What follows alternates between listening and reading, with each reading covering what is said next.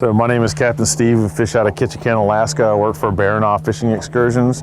We're going to show you some basic rock fishing techniques. Look, there's a good fish. Look at this guy.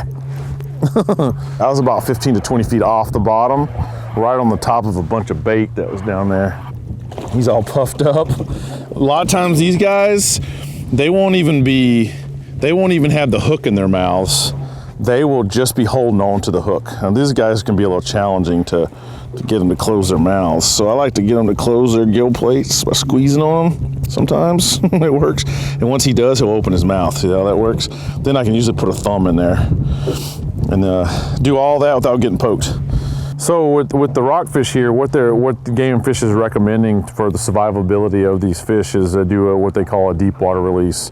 The deep water release is to help these guys overcome, basically the fish come up and they have the bends, and some of the fish will have extended air bladders and whatnot. This year, in 2020, it's a requirement for all people fishing in the waters here to have a deep water release mechanism of some sort. This is a commercial made one here. Basically, all you're gonna do is you're gonna take this pointed part right here, you're gonna stick it in the lips of the fish, and you're gonna go down to the bottom. Once you get them down to about 100 feet of water, you're just gonna lift up on it and it's gonna pop right out of their mouth. The fish is gonna go away. 100 foot is the optimal depth that we're shooting for. What I like to do with mine is, normally I like to put it in a rod holder and then go ahead and open the bail. Because if you don't, you're gonna drop it and then it'll just fall right off. There we go, so it's just gonna be like that.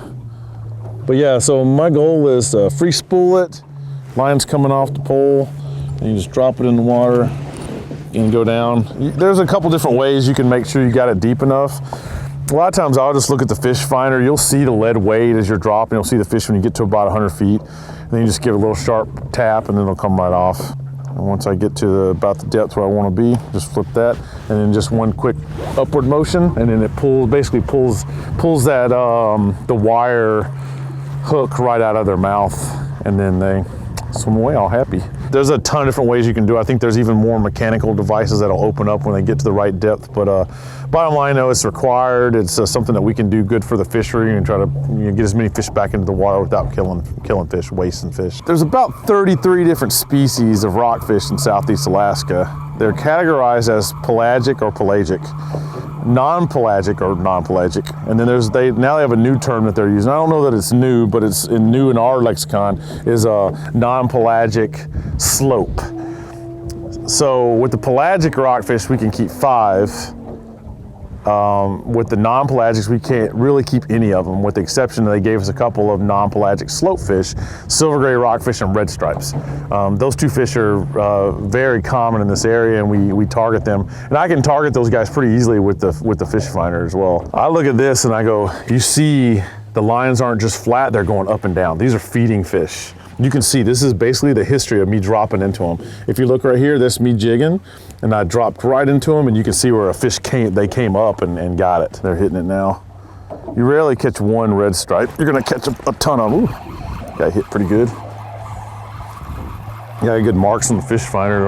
They're about 75 feet off the bottom. We're in 134 feet of water. There's bait, probably shrimp. You'll see a lot of these fish will spit out shrimp when they come. This is a yellowtail. This is a better yellowtail. These guys can get, what, 5-6 pounds? Looks like a bass. It's probably a pelagic. I'm using a 1.7 ounce jigging spoon, the treble hook.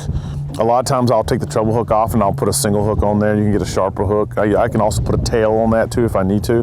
20-pound test spray with a 30-pound fluorocarbon a leader. With the fluorocarbon, the 30-pound, you get a little bit more abrasion resistance from toothy critters and whatnot.